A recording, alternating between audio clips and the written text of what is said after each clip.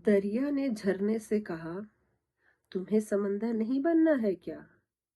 झरने ने विनम्रता से कहा, बड़ा बनकर खारा होने से बेहतर है कि मैं छोटा रहकर मीठा ही रहूं।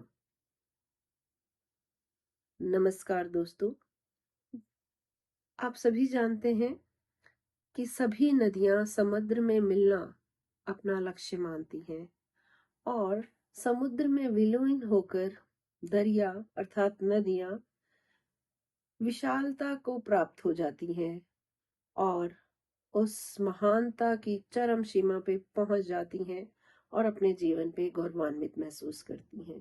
तो ऐसे में शायद उनको ये बहते झरने का जो अस्तित्व है वो अपने समक्ष थोड़ा लघु प्रतीत होता होगा। इसीलिए उसने झरने से ये प्रश्न पूछा होगा कि क्या तुम मेरी तरह समुद्र में मिलकर उसका हिस्सा नहीं बनना चाहते?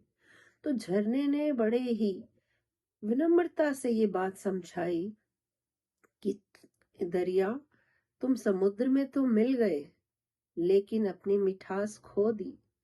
तुम्हारा जल भी समुद्र में जाकर खारा हो गया और अब वो किसी के उपयोग के योग्य न रहा। तो मैं ऐसी विशालता का हिस्सा नहीं बनना चाहता जिसमें मेरी मिठास ही समाप्त हो जाए। नमस्कार दोस्तों, तो जैसा कि आप सभी जानते हैं, आजकल बढ़ रहा है उत्तर भारत के अधिकांश राज्यों में गर्मी का भयंकर ताप और देश दुनिया के कोने कोने में बढ़ रहा है बहुत से ताकतवर प्रभुत्ता संपन्न लोगों के अहंकार का ताप और संताप।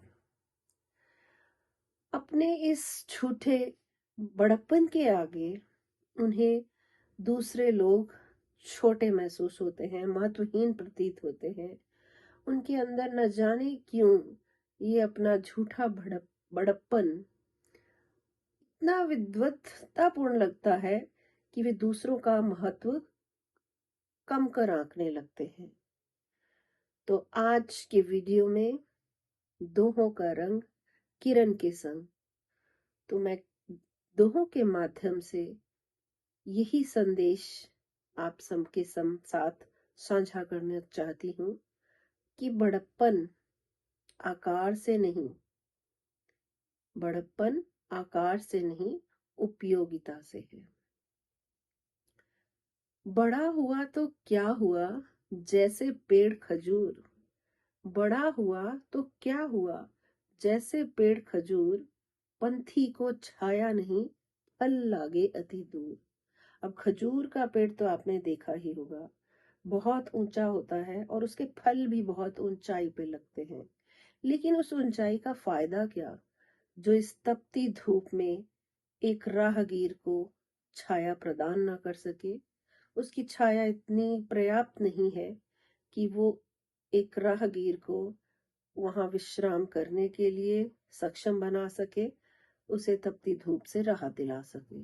और फल की बात है तो वो इतनी ऊंचाई पे है कि इसे तोड़ना, उसे तोड़ के खाना हर किसी के बस की बात नहीं। कबीर जी ने ये दोहा हमें बहुत पहले कह दिया था, लेकिन उसका महत्व आज भी उतना ही है।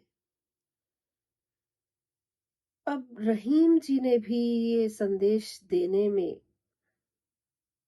कोई कसर नहीं रख छोड़ी जब उन्होंने ये दोहा रचा होगा कि धन्य रहीम पंक जल है, धनी रहीम पंक जल है, लघुजीय पियत अघाय।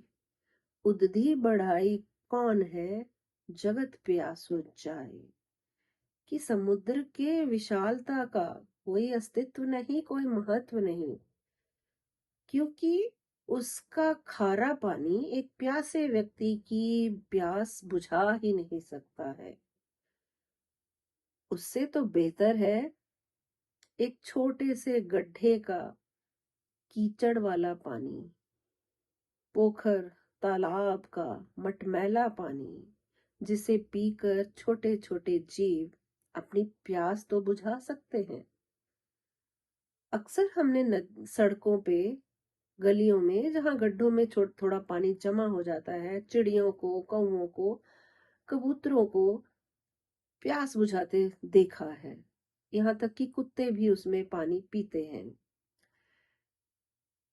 तो दोस्तों, आज का सारांश यही है कि बड़ा होना महत्वपूर्ण नहीं है, उपयोगी होना जरूरी है। महान वही है जो दूसरों के काम आए। केवल पद, ज्ञान, उम्र, दौलत, शोहरत, ताकत की ऊंचाई से आप बड़प्पन अपना हासिल नहीं कर सकते। आप दिख सकते हैं आकार में बड़े, लेकिन वास्तव में आपका बड़ा होना निरर्थक है जब तक वो समाज के काम ना आए। तो आप पे निर्भर करता है कि आप खजूर का पेड़ बनकर झूठे अहंकार में अकड़ना चाहते हैं, या खारे समुद्र की तरह यूं ही अपने विशालता पे इतराना चाहते हैं, अथवा एक छोटे से गड्ढे की मटमैली पानी की बूंद की तरह दूसरों के काम आकर अपने अस्तित्व पर गौरवान्वित महसूस करना चाहते हैं। कदर कद की नहीं, किरदार की होती है। धन्यवाद। जिंदगी